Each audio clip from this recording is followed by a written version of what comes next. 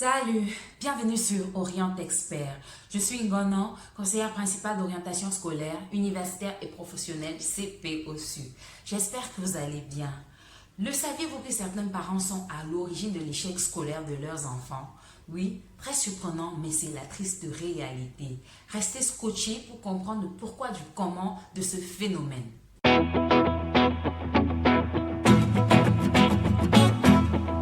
L'éducation est un processus qui permet le développement intellectuel, physique, moral des élèves. Il s'agit donc de donner aux apprenants, d'inculquer aux apprenants non seulement des savoirs, mais des savoir-être et également des savoir-faire. Qu'est-ce qu'ils peuvent faire de leurs mains? D'ailleurs, c'est pour cela que nous avons une matière au Cameroun que l'on appelle le travail manuel, où ils sont amenés à nettoyer leur établissement scolaire, laver le sol, défricher s'il y a des herbes, etc. Alors, naturellement, dans le cadre familial, il est normal qu'un apprenant aide ses parents.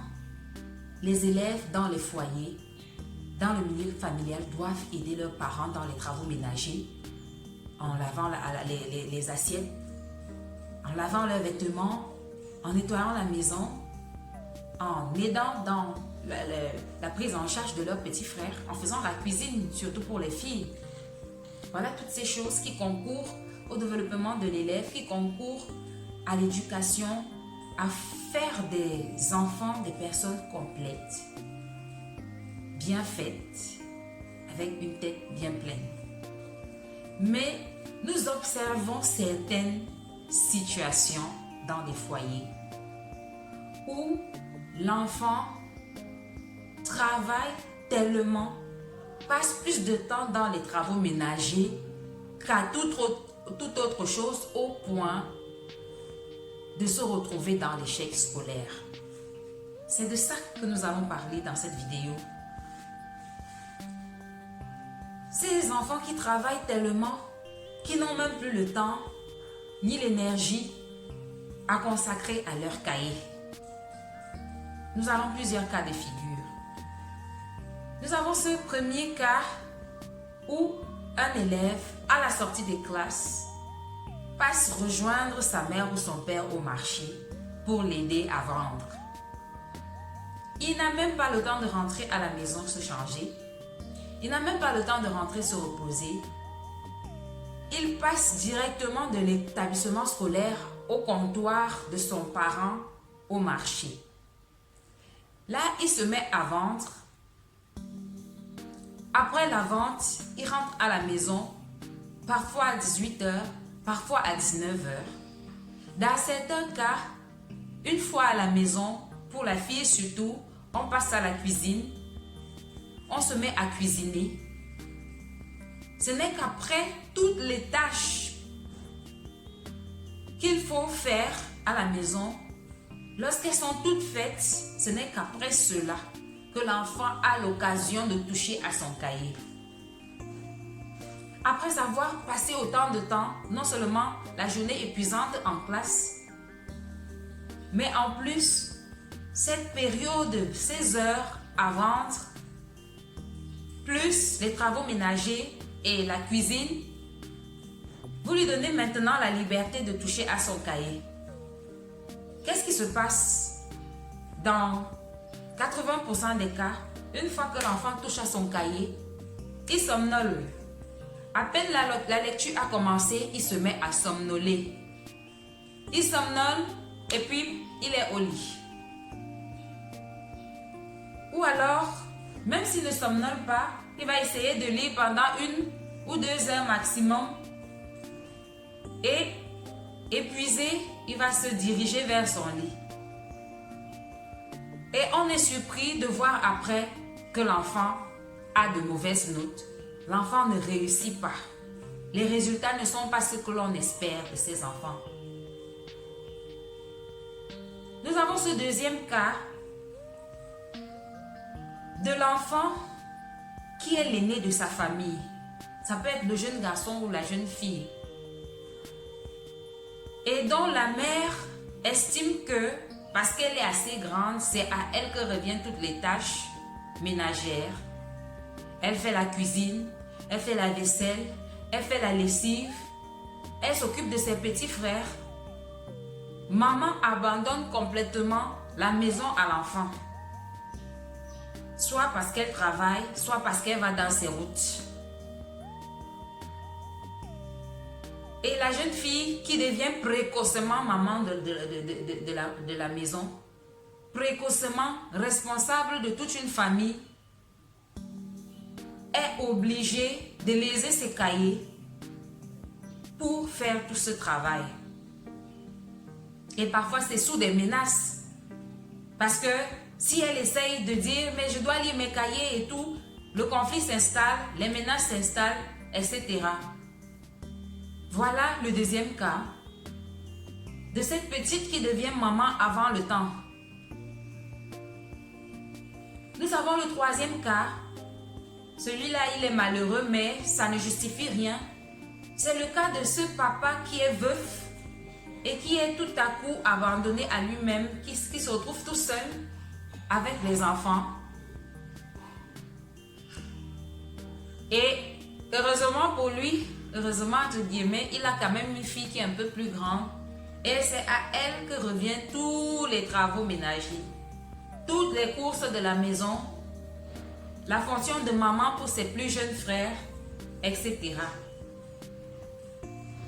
Est-ce que vous faites vos enfants pour les sacrifier ou alors pour qu'ils soient épanouis et qu'ils réussissent? J'ai même vu un autre cas, j'ai entendu parler d'un autre cas sur les réseaux sociaux. Une jeune fille en Europe se plaignait que ses parents, sa mère exigeait d'elle qu'elle fasse toutes les tâches ménagères parce que selon elle, l'éducation à l'africaine, c'était important et il fallait qu'elle fasse tout à la maison et qu'elle s'occupe en plus de ses petits frères et du coup, elle ne sait plus comment gérer ses cahiers et toutes ses tâches. Alors, voilà ces cas que l'on rencontre. Et j'aimerais dire, chers parents, demain, c'est vous qui allez être triste de ne pas avoir des enfants qui ont percé, qui sont allés loin dans les études. Vous serez triste de ne pas avoir de longs crayons. C'est comme ça que nous, voilà. C'est comme ça qu'on appelle ça trivialement, les longs crayons. Demain, c'est toi qui vas te placer comme ça, avec la main dans la joue. Ouais, j'ai même fait quoi à Dieu? Les autres ont même fait comment? Regarde l'enfant de tel, il vient d'avoir le bac. Regarde l'enfant de tel, il vient de faire ceci, cela. Regarde l'enfant de tel, avec tout ce que je fais, je me sacrifie, je paye l'école. Mais tout ce qu'elle me ramène, c'est les mauvaises notes. Non, c'est de ta faute. C'est par ta faute que tout cela arrive. Parce que tu ne laisses pas du temps à l'enfant pour étudier. Et même s'il arrive à réussir, il aura des notes médiocres, des notes passables, 10, 11. Qu'est-ce que tu peux espérer de ce genre de notes? Quand il va présenter un concours, il ne pourra être que dans cette tranche-là, passable, médiocre. Le concours, c'est pour sélectionner les meilleurs. Pas pour prendre les passables et les médiocres. Ou alors, on va regarder qu'il est orphelin. Ou alors, on va regarder que maman était occupée. Non, on ne veut même pas savoir. Après, c'est toi qui te plains que tes enfants ne réussissent pas. Est-ce que tu leur accordes seulement le temps de lire suffisamment? On ne vous le dira jamais assez. Normalement, le temps consacré aux études détermine considérablement les résultats obtenus. Je dis normalement parce qu'on a ces cas où certains passent beaucoup de leur temps dans leur cahier. Leurs parents sont convaincus qu'ils étudient, mais en fait, ils font semblant. Ils sont assis là, ils font semblant de lire, mais en fait, leur tête est ailleurs. Ou alors, ils lisent vraiment, mais ils ne comprennent rien. Il y a ces cas-là. C'est ces cas-là qui échoue. Mais celui qui lit vraiment, comprend vraiment son cours, et passe par jour, surtout s'il est en classe d'examen, comme la troisième, la première, la terminale, à l'université, s'il lit au moins 4 heures par jour, les résultats ne peuvent être que positifs et tendre vers l'excellence. Mais toi, c'est l'inverse. Toi, tu laisses l'enfant dans les travaux ménagers plus que dans toute autre chose. Il va au marché. Il faut bien, certainement, il faut t'aider. Il faut vous aider. Mais pas au détriment de son avenir. Pas au détriment de ses études. Vous pouvez même vous organiser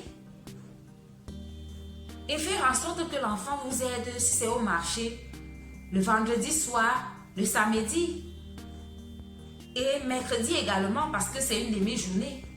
Mais tu ne peux pas faire que lundi, mardi, mercredi, jeudi, vendredi, samedi, parfois même dimanche. L'enfant est submergé par les tâches ménagères au point de ne même plus pouvoir faire grand chose avec ses cahiers. Non. Non. Je travaille dans un lycée, dans une zone reculée, dans une zone rurale, où certains élèves m'expliquent leurs difficultés. Non seulement ils marchent plus de 6 km pour arriver à l'école. Vous pouvez imaginer un enfant qui quitte le lycée. Pour arriver à la maison, il lui faut environ 2h30 à 3h de temps pour arriver à la maison. Une fois à la maison, il doit aller au champ pour tirer les tubercules de manioc, pour chercher du bois, pour faire je ne sais quel champ. Au retour de cela, la fille va te dire qu'elle doit encore faire la cuisine. Et c'est autour de 20h30. Quand elle a terminé tout ça, quand elle a mangé, qu'elle vient s'asseoir devant son cahier. Qu'est-ce que vous pouvez attendre de ça? Qu'est-ce que vous pouvez attendre comme résultat avec ça? Ce n'est que l'échec. Ce n'est que la médiocrité. Ou alors, ce n'est que le fait d'être passable. Mais l'excellence, vraiment, j'en doute. Je doute beaucoup qu'un enfant puisse être excellent dans cette condition. À moins qu'il soit, je ne sais pas. Donc, chers parents, essayons d'être, je ne sais pas, essayons d'être compréhensifs, c'est le terme. Essayons de tenir compte des réalités de l'apprenant. Parfois même certains se plaignent, mais vous n'écoutez pas, ça crée des problèmes. Ça devient qu'il ne veut rien faire et autres. Donc, parfois, vous êtes vous-même à l'origine de l'échec de vos enfants. Inconsciemment. Et j'espère qu'avec cette vidéo, si certains parmi vous sont de l'autre côté et m'écoutent, vous pourrez accorder à vos enfants plus de temps, du moins en semaine, pour leur cahier. Parce qu'en 2020, actuellement, pour trouver de la place quelque part, il faut être parmi les meilleurs. Ce n'est pas évident. Cette vidéo s'achève. J'espère qu'elle vous aura permis d'ouvrir les yeux sur ces détails-là, sur ces choses que vous faites souvent sans vous en rendre compte, de mieux dialoguer avec vos enfants, de leur accorder plus de temps et de mieux organiser les tâches ménagères. Alors, n'oubliez pas, lâchez-moi des pouces bleus pour dire que vous likez, vous aimez la vidéo. Abonnez-vous et cliquez sur la cloche pour recevoir des notifications à chaque fois que je vais poster une vidéo. Et enfin, partagez. Partagez à tout le monde car l'orientation, c'est l'affaire de tous. Bye.